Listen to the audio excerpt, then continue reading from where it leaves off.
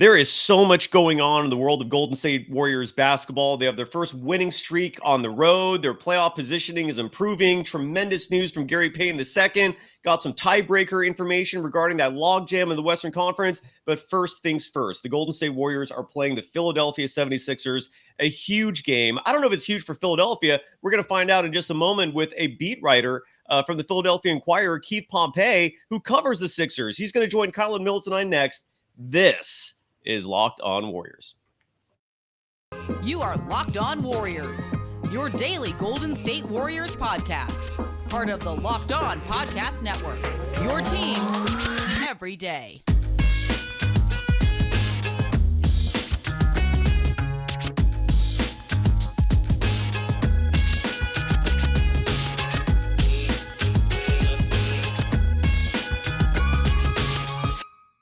Thank you for making Locked On Warriors your first listen every day. We're free and available wherever you get podcasts. This episode is brought to you by FanDuel Sportsbook, official sportsbook of Locked On. Make every moment more. Visit FanDuel.com/Locked On today to get started. You can follow my partner in crime on this program, Kylen Mills, on Twitter, Instagram, TikTok, at Kylen Mills. Keith Pompey, he's available on Twitter. You can follow him at Pompey on Sixers. Pompey spelled Pompey on Sixers. Keith, a pleasure to have you on the show. How are you doing, man? And your first takeaway from the Warriors and Sixers. I think that's a huge game. Your thoughts? I mean, I'm doing well. Thanks for having me on the podcast, y'all.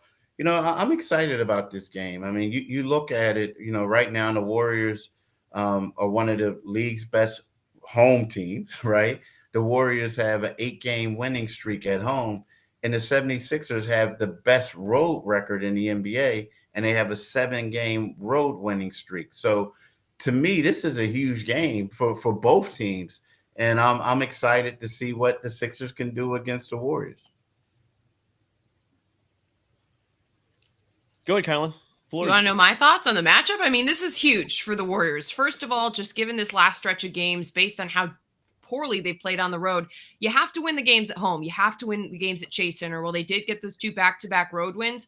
They just haven't been performing. You can't assume they're going to win any of these last couple games on the road. So that means you've got to take care of business at home. And this is arguably the toughest opponent they're going to face. The Sixers, one of the hottest teams in the NBA right now, coming in with a 9-1 record. It seems like everything's clicking for Philadelphia. And so this is going to be a good litmus test for the Warriors to see where they stack up. They're trying to really pull everything together here at the last minute before the playoffs and see if they can make a playoff push. So to me, this is a great test, a great evaluator to see where they stack up against one of the best teams right now in the NBA. Totally. Keith, you covered the Philadelphia 76ers. I'm going to have 2 questions for you, and all the other questions, Kylen, take it away. My first of 2 questions is, the 76ers right now in the standings are 3rd in the Eastern Conference. They're 3 games back of the Bucks, but they're only a half game behind the Celtics for the 2 seed, and they have a comfortable 4-game lead over the Cavaliers for the 3 seed.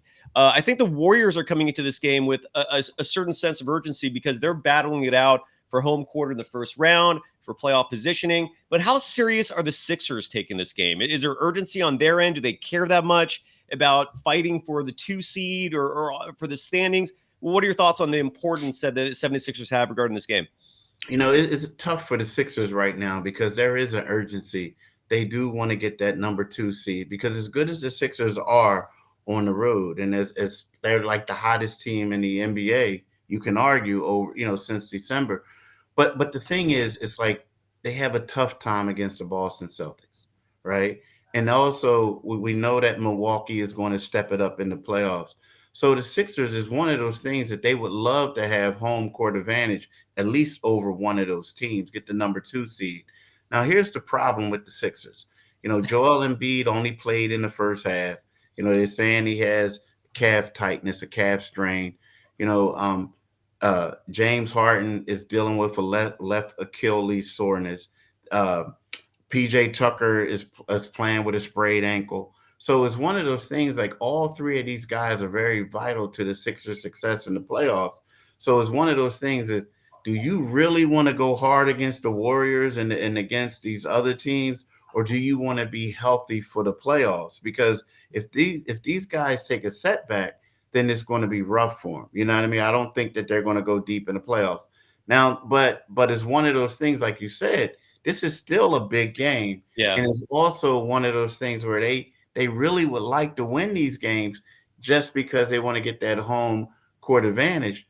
But I think they know if Joel Embiid gets injured, then they're probably their postseason chances to get a title are basically over. The injury report hasn't been submitted yet for either team for that game. So from your instincts, from your intuition, so do you think Embiid will sit out? Do you have any opinion on that? Well, Doc said he was going to play. Doc said is one of those things where Embiid, we're expecting him to play, this and that. But then when you went into the locker room after the game and said, well, hey, Doc said you expected to play. Oh, no, well, depends on how it goes. It depends on how I feel.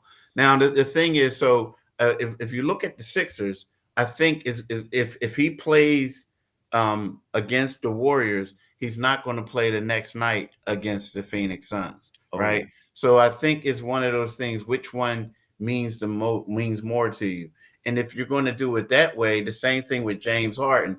Doc Rivers said he expects James to play against the Warriors, but he doesn't expect him to play on back-to-backs. So I wouldn't be surprised. Now, watch, I'm gonna be wrong, but I wouldn't be surprised if they have one play one game and the other one play in the other game.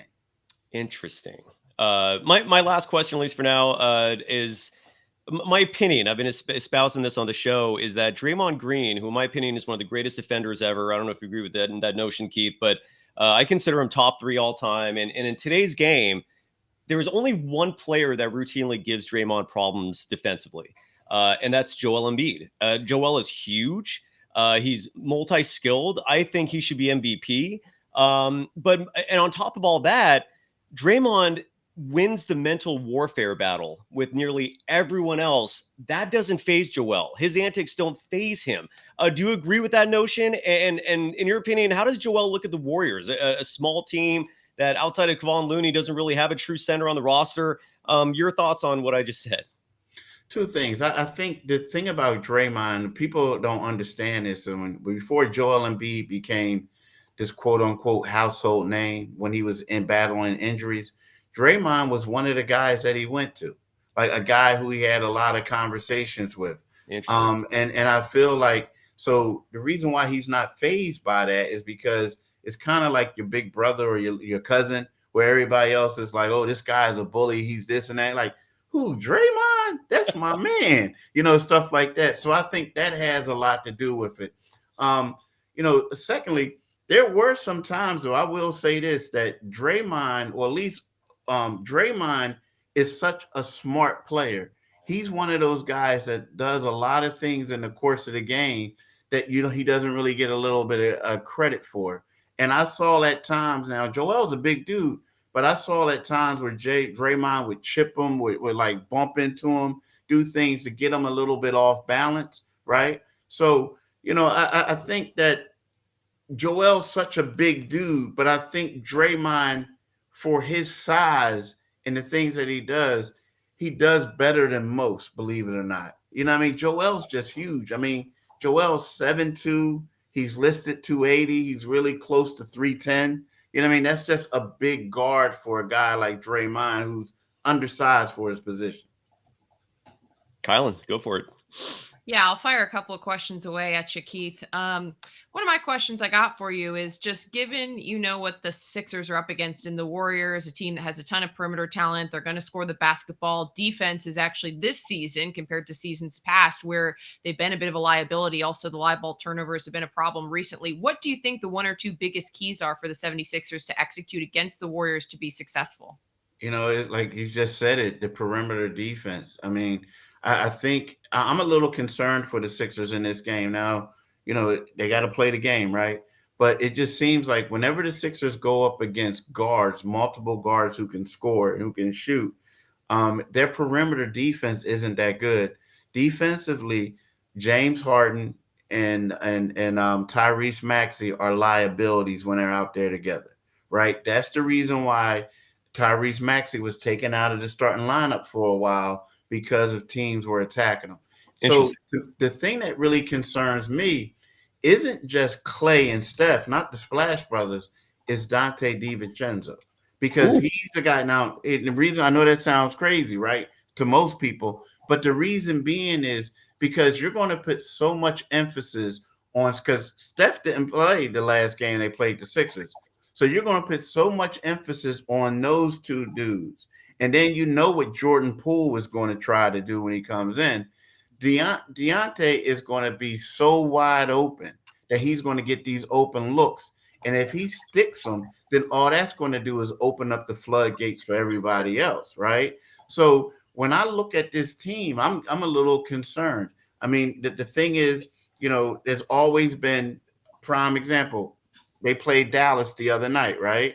So 2 nights ago, when the Sixers played Dallas, Luka had 42, Kyrie had 40, right? So nothing against Luka and Kyrie, great players, but I'm looking at Steph and Clay, two future Hall of Famers, and then you have Jordan Poole, and then you have DiVincenzo. So that's my concern for the Sixers, and what are they going to do against these perimeter players when the Sixers struggle in the perimeter defense? It's interesting Awesome. you bring up Tyrese Maxey because he's a player that I was going to ask about. I actually am wearing a KY sweatshirt because I used to live in Kentucky and cover the Wildcats back when he was at University of Kentucky. And it seems like coming off that fractured foot early in the season, he's found his footing. He's dropping 20 a night, but it's the defensive side that hasn't come yet.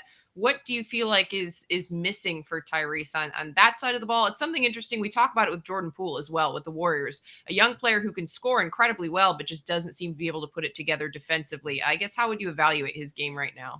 I think he just needs to get more time in there and practice it. And because when you look at Tyrese Maxey, and again, you covered him at Kentucky, he's a guy that puts a lot of work in the gym, but it just seems like a lot, especially these young guys, most of the work they put in is on the offensive end, right? And when you talk to Tyrese's teammates, they like him. I mean, they say he's out there trying, he's doing whatever he can. It's just that he's just not right there as of yet. Now, if he wasn't trying, then there would be a concern. So I feel like, it's going to be one of those things where he comes in, he's scoring all these points, he's doing all this other stuff, but I don't know if he was actually focusing as much on the defensive end as he was offensively. So I feel like for him, because I think Tyrese is going to be a great player in this league. He's already shown that he's a quality player. But I feel like for him, this summer is going to be extremely important for him to get a little bit stronger and for him to work on his lateral movement on the defensive end so guys don't blow by him. It's an interesting and great point because that's like I said, very similar to what we talk about with Jordan Poole and some of that lateral movement and all those basics in defense that, maybe fall by the wayside, especially with young players looking to develop offensively first. My last question for you before we let you go is just, you were bringing up the Sixers facing the Mavericks, and there's been so much parity in the West. It's like teams 4 through 10 have been just hovering around 500. How do you feel like some of these maybe middle of the pack teams in the West stack up with what we've seen in the East? Do you think there is a big difference in the quality of the league, or what do you feel like? How do you feel like, I guess, those two sides stack up against each other? Like, is the West going to come up against an East Coast team in the finals and just get blown out the water because it's been so much stronger? Or what, I guess, what's your take on that? And how do you feel like, based on what you've seen of the West Coast Conference teams, those two sides would stack up? I think right now there's two teams in the league who are the two best teams in the league, and one of them has been struggling a little lately. I think like the Milwaukee Bucks and Boston are the two best. And then you can argue with the Sixers being the third, right? The Sixers are the hottest team in the league. But when you look at these Western Conference teams, I know everybody's saying, oh, what's happening to the West? But you look at these teams and you look at Golden State, for example. Golden State, that's the team that you got to be a little leery of because they have that championship DNA. For them, it's all about getting there. And when you look at teams like Sacramento, nothing against them, but you look at teams like Memphis and Denver, they don't really scare the Golden State Warriors, or they don't scare the teams below them. So then you also look at the Clippers, right? The Clippers had injuries. They had all this stuff, but they have Kawhi, they have Paul George, right? So to me, when I'm looking at these Western Conference teams, and even Phoenix, once they get KD back, right? These teams are deadly teams. These teams know how to play. And the thing is, we all know that the playoff basketball you take it a different level. And these guys have all shown that they can do that. They're winners. They won championships. So I think that a lot of people are getting caught up with the East in the regular season, but I think the West has quality Hall of Fame type players who step up in big games. So it's going to be closer than what people think. Absolutely. Keith, we can't thank you enough for coming on with us. It's the Warriors and the Sixers tomorrow night at Chase Center. And, regardless of what's going on, the Sixers always play the Warriors tough. And it's never an easy out, ever. Even last year when things were going a lot better for the Warriors, I think the Sixers, did they split the series? I'm going off just spitballing here. But I just remember every game, the Sixers just do not let things go easily for Golden State. And I'm guessing that's what's going to happen tomorrow. Again, you can follow Keith Pompey on Twitter at Pompey on Sixers, POMPEY on Sixers. Keith, man, thank you so much for joining us. It was an absolute pleasure. Thank you. Thanks for having me. Yeah, it was a pleasure. And take care, Keith. And now it's just Kylen and I. And we're going to talk about, real quick, give some love to our sponsor, Nissan, and more specifically, the Nissan Ariya. And Nissan's most electric player of the week is brought to you by the all-new, all-electric 2023 Nissan Ariya. And I think it's very obvious who that player of the week is. It's Jonathan Kuminga. Would you agree with that, Kylen? Stop. I was going to say Jonathan Kuminga, but I was going to ask, is there any type of moratorium on how many times I can say Jonathan Kuminga? Because I feel like I've said it a couple times recently, but the performances just keep coming off the bench for him. So I'm all for it. And just what Keith was talking about with young players and how long it takes sometimes, typically, for young players to develop the defensive side of their game. Absolutely. That's Jonathan Kuminga is stepping up now in year 2 at 20 years of age, and he led the team in scoring last night. His play's been electric, brilliantly fierce. All these words that apply both to the Nissan Ariya also apply to the player of the week, and that's Jonathan Kuminga. The 2023 Nissan Ariya packs Pin-U, 2-year seat power, and premium intelligence, all in one electric vehicle. The all-new, all-electric 2023 Nissan Ariya, the electric vehicle for people who love to drive. Shop now at nissanusa.com.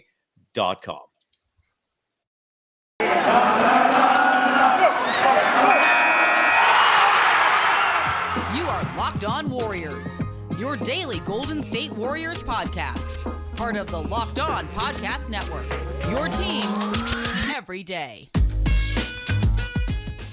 Thank you for making Locked On Warriors your first listen every day. We're free and available wherever you get podcasts. Follow Kylen Mills on Twitter, Instagram, TikTok, and probably more at Kylen Mills. Kylen, when I did the show last night with Kevin Dana, one thing we briefly touched on, but we didn't really get into it that much, is the fact that the Dallas Mavericks decided, and more specifically Mark Cuban decided, to protest the game based on that weird sequence where they went to a timeout.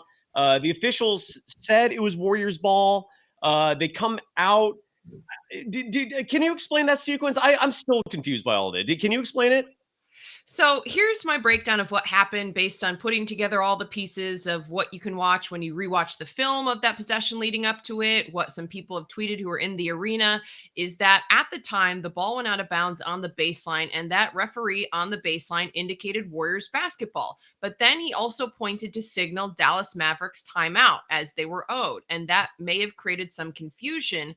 Also, according to reports, the PA announcer in the stadium in Dallas announced Dallas basketball, which I think also contributed. I mean, that's what Mark Cuban himself tweeted. He tweeted, referee calls Dallas ball, the PA announcer says it. So that's what Mark Cuban tweeted. However, if you go back and rewatch the film, he does point towards Warriors basketball. Yes, I saw that too. And it is very, very clear. Now, again, those two signals happened fairly quickly back to back, so I could see where maybe there'd be some confusion. Kevon Looney has a little exchange with the referee where he asks for clarification, and the referee again confirms Warriors basketball before both sides retire to their benches for that timeout. So to me, it's pretty clear cut. There is not a case here for any type of protesting of the game's outcome. To me, it's very clear. I understand maybe there was confusion, but that's not enough to nullify the score of this game. Also, if you look at the Warriors and the score and the way they closed out the game, they let Dallas shoot that final shot because they were up and they knew they had that pad. Right. Had 2 more points been on the board for Dallas, then, maybe it would have played out differently. So I just don't see how you say the outcome of this game should be null and void. Also, going back to the aftermath of that timeout, it was very confusing. And I don't understand this as to why, if Dallas thought it was their possession, no one went to the ball to inbounds it. That's another key piece that's missing, because Jordan Poole, makes that easy, quick play. And the Warriors are like, why is no one down here? And that's a great point. Why was no one down there to inbounds the ball, even if the Mavericks thought it was their basketball? They were all on the other side of the court, miles away. And there's no reason why the ball would have been advanced in that situation. There wasn't a violation that occurred before the timeout. It simply went out of bounds. So in that situation, after the timeout, there's no reason why the ball would have been advanced and they would all be on the other side of the court and no one would be down there trying to inbounds the ball. It just seemed like there was just some collective confusion, miscues by the Dallas Mavericks. I don't think you can blame the referees when they initially did its call. And then again, just some confusion as to why no one on Dallas even went down there to inbounds the ball and why they would have assumed it would have been advanced, up the court. None of that really adds up. So I just don't see how you have a case for this to be an outcome that is protested. And what's frightening about it is the fact that I started doing some research on this, and the last time a protest was successful was in 2008. Before that, I believe there were 5 other instances in the history of the NBA where protests have been successful. Kevin Dana referenced a couple of G League games more recently where protests were successful. But in 2008, it was a dispute over Shaquille O'Neal's free throw count. And the fascinating thing is that if the protest is accepted, they come up with some sort of scenario to rectify it. And in the case of that game in 2008, when the two teams met again, they finished up the previous game. And so I think Sean Marion had been traded since the original game. So on the box score, he's shown on both teams, which is really weird. And the way that officials have been treating the Golden State Warriors this year, until this is rectified, I'm going to be a little nervous about it. I highly doubt the NBA is going to oblige and agree with Mark Cuban in his protest, but I am a little nervous about it because officials have been so biased, in my opinion, and I feel like it's the opinion of a lot of members of Dub Nation against the Golden State Warriors this year. I also didn't realize all it took was $10,000 and you could protest any game you want. I'm a little surprised this is not an abused rule. I mean, if I was a billionaire owner, I feel like I'd be protesting every game that my team lost. 10 grand, here you go. That's just pocket change to me. Here was Stephen Curry's opinion on what happened. Let's hear from Steph about that funky play that the Mavericks are protesting. I was down there. I was on the bench, I think, and saw the ref point our direction for the ball, and then there's a point the other way towards their bench to call a timeout. Loon actually got a little confused at first because, he didn't hear the whistle for the timeout. But after that, it was pretty clear it was our ball, and nobody from their side went down to get it because it was, whatever it was. And probably the easiest 2 points Loon's ever had and the easiest assist JP's ever had. But it was weird, but it was clear what was going on from our standpoint. Yeah, it was weird because, and just to finish up, like the Warriors inbound the ball, all the Mavericks players on the other side of the court. So the Warriors just had like the easiest layup on the planet. As you mentioned, Looney just put the ball right in. And my former thesis chair, my former mentor in graduate school, Noah Arsenault, he tweeted at me if I could explain what happened. I hope you just paid attention to this segment, and this goes for everyone else. When we come back, I want to talk about, is there anything else you want to add to that, Kylen, before we move on? No, I mean, that's it. Aside from the fact that Mark Cuban tweeted out that it was one of the worst calls he's ever seen in basketball officiating, because his initial take of what happened, Mark Cuban's take, which is, I'm assuming, what led to them protesting the game, is that Mark Cuban said the officials missed the call, that they initially called Mavs ball and then reversed the call to Warriors ball and did not notify the Mavs during the timeout, which is why they were so confused. So that was his argument that was made and that's how he saw it play out during the game. But it's pretty clear when you go back and watch the film, the referee, the officials indicate Warriors basketball before pointing towards the bench to indicate the timeout, in addition to the whistle blowing. And it was clarified, to Kevon Looney and on the floor. And as Steph mentioned, it seemed pretty clear to those, at least on the Warriors bench, who were playing. I could see confusion because it sounds like Dallas's PA announcer incorrectly announced Dallas basketball. And, that second signal was towards the Mavs bench. But again, that was a timeout signal. So I just don't see how you could blame the referees in that situation. Although I do understand maybe there being confusion, but there's no case if you ask me. And then again, the whole fact that they weren't down on that end, even to inbounds it, that makes no sense. So, I mean, chalk it up to it is what it is. I don't think they're going to get anywhere with this protest. And the Warriors won this game fair and square. There also were a lot of, in my opinion, egregiously missed calls that went the Mavericks' way. So if you want to talk about missed calls affecting the outcome of the game, I don't think it would be even as far as calls favoring the Mavs to favoring the Warriors. It was tilted the Mavs' direction to me, just watching as not a fan, even in any perspective, just as an objective viewer. I thought that there were more calls in favor of the Mavs than the Warriors. So even if you wanted to try to make a case for a missed basket there, I mean, I don't think you can blame the officiating. They indicated Warriors basketball. And even if you did, I thought there were a lot of missed calls in that game. I really do. Yeah, you're absolutely right. There were 3 particularly egregious calls. One was a foul call on Jordan Poole that was just asinine. I remember there was a non-call on Anthony Lamb, I think, where he got just hammered. Yeah, he got just drilled. Yeah, yeah. And then there was like another play where DiVincenzo was called for a foul where I think was just like standing there. And then if they had challenged it, it probably would have resulted in an offensive call, but Kerr held back there. Regardless, it's just wild. It was the first time in my memory I ever even heard of a protest. So hopefully that will be resolved soon. My understanding is Commissioner Adam Silver has, I think, 5 days from the time the protest is formally submitted to address it and resolve it, and hopefully he will ignore it. When we come back, we're going to talk about tiebreakers. I want to play soundbite from Steve Kerr after last night's Warriors-Mavericks game where he talked about Andrew Wiggins, and the tone was a little different from what he's been saying before. First, got to give some love to a relatively new sponsor, and that is Ibotta. And a lot of what Ibotta is about is folks saving money and, more importantly, getting cash back on shopping trips. And the way Ibotta works is it gives you cash back on hundreds of grocery items, from produce to personal care to pantry goods. You can either link your loyalty account or upload your receipt after you shop, and you get your cash back. It's that easy. The average Ibotta shopper earns $120 a year in actual real cash back, which should cover the cost of an entire shopping trip. You can use your cash back to buy that flight you've been eyeing, that game you've been dying to go to, the fancy dinner you've been craving. That's literally what you can get by using Ibotta. And right now, Ibotta is offering your listeners $5 just for trying Ibotta by using the code LOCKED, LOCKED, when you register. Just go to the App Store or Google Play Store and download the free Ibotta app and use the code LOCKED, LOCKED. That's Ibotta. It's spelled IBOTTA in the Google Play or App Store, and use the promo code LOCKED, LOCKED. You are Locked On Warriors.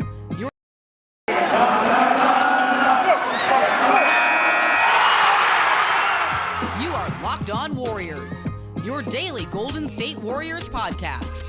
Part of the Locked On Podcast Network, your team every day. Thank you for making Locked On Warriors your first listen every day. We're free and available wherever you get podcasts. One final segment. You can follow Kylen Mills on Twitter, Instagram, and TikTok at Kylen Mills. You can follow this program on Twitter at Locked On Dubs. I want to play this soundbite from Steve Kerr because Andrew Wiggins has now missed 17 games in a row. We still don't know what the reason is. A lot of fans are getting a little concerned because the season only has, 7 games remaining in it, 7 or 8? Is it 8 or 7? I'm actually honestly don't know that answer at the moment. Do you know, Kylen? Is it 7, right? No. 38 and 36. 8. There's 8 games remaining. 8, so there's only it should be 8. Yeah. It is 8. And there's only 8 games remaining. And the fact that Wiggins is still just completely MIA with the reason listed as personal on the injury report, It's worrying Dub Nation, and maybe rightfully so if your primary concern is a world championship. Here's what Steve Kerr had to say following last night's game about Andrew Wiggins' absence.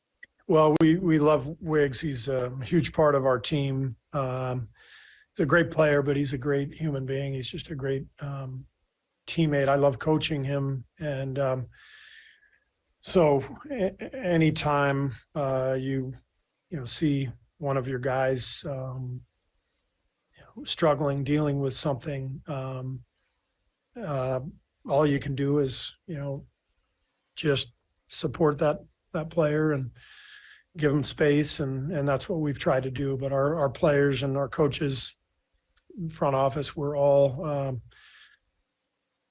just, thinking about Wiggs every day. And if he comes back, great. And if he doesn't come back, that's fine too. We just want to make sure that he's in a good place, taking care of his family, and we'll see how it plays out.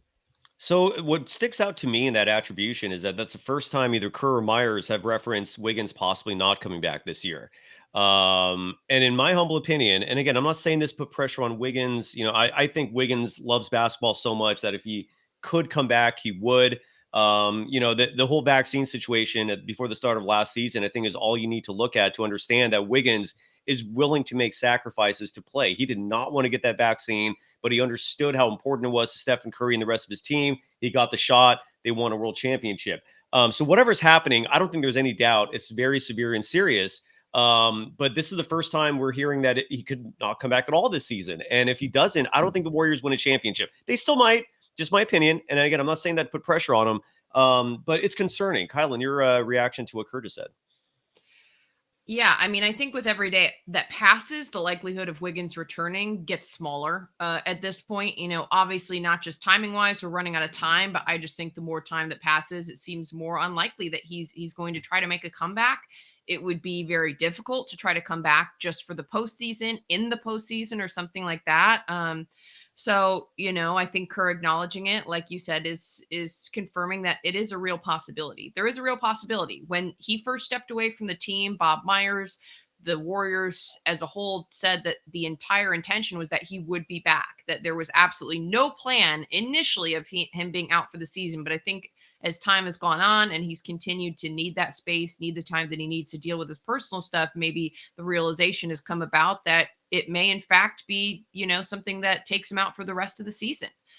So I know that initially wasn't the plan, but the fact that he's acknowledging it. Now, Bob Myers did just go on 95.7 The Game last week. He said, as far as he's heard, Wiggins isn't supposed to be out for the season, but he also kind of, skirted the issue and he said he couldn't guarantee that he was going to come back. There's no 100%, but he said that was always the impression he was still under that impression. He said counter to reports that were out there that Wiggins would not come back or might not come back. He hadn't heard anything of the sort. So I just think it still is all completely up in the air. I don't think that there's anything that has been determined. I don't think the Warriors know if he's going to come back. Wiggins may not know himself if he's going to come back, if it's, a day-by-day thing that he's trying to deal with where you just kind of got to put one foot in front of the other. So, it's concerning. Of course, wish Andrew Wiggins and his family the best, but I do think it's going to be a much steeper climb for the Warriors in the postseason without him, especially given the team's defensive struggles, the struggles on the road defensively, perimeter defending. They need Andrew Wiggins' presence. He's an exceptional two-way player, a 3-and-D guy that the Warriors absolutely need, I think, especially defensively, given their struggles this season. I will say, though, what we've seen from Jonathan Kuminga has been a big positive for me because I think that Kuminga is not Andrew Wiggins, but he does fill a little bit of that void on both ends. You're right. I agree. Not in every way, but in some ways, if that makes sense. No, it does. And I was actually going to echo those exact same sentiments. I even had this soundbite queued up from last night's postgame show of Kuminga. Perfect. Great minds think alike. Yeah, exactly. And here's Kuminga real quick after the game talking about being patient on offense. Here's Kuminga. Talk about your decision-making and your shot selection on the offensive end. What's your approach on the offensive end, Jonathan? It's literally just being patient. Because I feel like at the beginning of the season or even last year, I was rushing most of the time, and I know where my teammates are. Just knowing where they are right now, just the patience and just the hard work every single day and watching film. And Kuminga's been incredible. By the way, I love Chris Mullen. I do want to try and get him on the show soon. He joined me and Rick Barry about a year ago on that other program. In your opinion, Kylen, I mean, it's going to take Kuminga growing leaps and bounds, even I think more so than what he's done so far, if the Warriors are going to win a title without Wiggins. And I just think that's an unrealistic expectation. I think that's unfair pressure to put on Kuminga. You never know. I'm not saying it's impossible, but I just don't think the Warriors win a title if Wiggins doesn't come back. Do you agree with that sentiment, or do you have a differing opinion? Your thoughts? Yeah, I mean, I would agree with that. I think to beat the best teams in the league and to win consistently on the road, to play consistent defense, they need one of their best defenders, plain and Yeah. simple. I do think getting Gary Payton II back would and will be a huge boost. I say will because I don't want to jinx it, but for those who hadn't heard, another positive progress report Yeah, for break Gary it. Payton Break it. II Yeah. today from the Warriors. And they said he is going to go through a full practice on Saturday, possibly even make a return Sunday. That is early, but they said that his status will be determined after that Saturday practice, depending on how he feels, how his body responds, all that kind of stuff. But this is all great news. This is all positive news. His presence will certainly boost the Warriors defense. But I still think to have a championship roster, they need Andrew Wiggins in the mix. Yeah. Yeah. I mean, I don't want to say never, right? I mean, the Yeah. Clippers just got decimated with Paul George. I don't think even it's the Clippers that would be the biggest obstacle at this point. I think it would be like a team like either the Nuggets. Actually, I think that's the only team that would scare me, and I just don't think the Warriors can beat the Nuggets without Wiggins. And you're right. Just to follow up on that, Gary Payton II, the Warriors released that report. I think this means he's going to play Sunday. I really am expecting to see Gary Payton. It might just be for 10 minutes. Who knows? But it would not surprise me. If I'm a betting man, I would bet on Gary Payton II playing Sunday, which is very exciting. And that's a big game against the Timberwolves. I don't know who did the research on this, but there's a tiebreaker chart that someone made where I literally from this chart can tell you now who the Warriors own the tiebreaker against, who they lose the tiebreaker against in terms of playoff positioning, and where it's still undetermined. So I'll just list these off to you real quick. So the Phoenix Suns right now are a team that the Warriors do not own the tiebreaker against. So if the Warriors and Suns finish the season with a tied record, the Suns own the tiebreaker. Same goes for the Los Angeles Lakers. If they finish with a tie record, the Lakers win the tiebreaker outright. The Warriors own the tiebreaker outright over the Dallas Mavericks. That's why that win last night was huge. And the Utah Jazz. They also own it over the Oklahoma City Thunder and the Minnesota Timberwolves, but they still have a game to play against both those teams, and it's not conclusive yet. So they have to win those last games to make that official. The New Orleans Pelicans own the tiebreaker over the Warriors, but they still have one game to play there, so the Warriors can steal that. And the Clippers and the Warriors are completely tied in the tiebreaker. Any questions or thoughts based off what I just told you? I hope you're able to follow that. I might have been boring. Sorry if that was. No questions. I mean, it's all going to come down to these last couple games. I mean, I think it's positive as many tiebreakers that they can win, but they still have to come in and show up these last 8 games, and there's still a lot on the line. The West is still wide open, which is good news for the Warriors. I mean, given the fact that 4 through 10, as I mentioned, are all hovering around 500. I mean, if they can continue to string together wins, win tomorrow night over the Sixers at home, you're feeling really good about where you're at heading into the final 7 games of the season. You do have a couple tough ones in there in those last couple, but I still think that the Warriors are going to finish well over 500. If they win this game tomorrow, you feel very good. And, there's the potential to secure maybe the 5 seed. I think I would feel confident saying that. Yeah. 4 seed, I think, is a little bit of a stretch based on who they face coming up. And the Warriors in the playoffs, like Keith mentioned at the beginning of this podcast, I mean, they're not a team that you can overlook or count out, because they do have that championship DNA. They just have to get there, and they just have to close out these last 8 games. Agreed. And a lot of it depends. Like if Kevin Durant, for example, comes back for the Suns, I don't think the Warriors without Wiggins will beat the Suns. I also don't think the Warriors without Wiggins will beat the Celtics or the Bucks. But I mean, it would be an incredible accomplishment regardless if they got deep in the playoffs without him. And I also think it is possible. I don't think you can rule out Wiggins coming back in the postseason either. I mean, I know it's unlikely, but he's so familiar with the system, and his teammates clearly love him so much that we saw Kevin Durant, for example, come back in his last season with the Warriors. He was out for most of the postseason and came back in the NBA Finals in Game 5. after being gone for like a month or Possible. two. So you never know. Yeah, you never know. We'll see what happens. But so Kylen, you and I are doing tomorrow night post game, correct? All right. So we'll be back Woo! then. Yep. Great booking job with Keith Pompey. That was fantastic. Yeah. So thanks to Keith Pompey. Thank you, Kylen. Thanks everyone. Did we miss anything? Are we good? Are we done? Nope. We'll see you live Friday night, late night, live edition. Make sure to join us. Hopefully we'll be, I don't know, cracking some brewskis to celebrate a Warriors win. Bye, everyone. Take care.